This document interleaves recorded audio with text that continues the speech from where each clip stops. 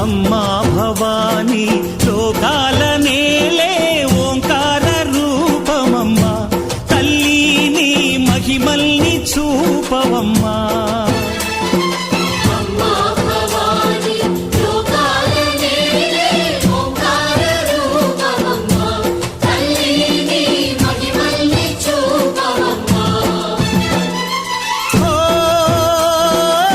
సృష్టికే దీపమా, శక్తికే మూలమా, సింహరథమే నీదమ్మా. అమ్మ దుర్గమ్మ భక్తులను దీవించుమా.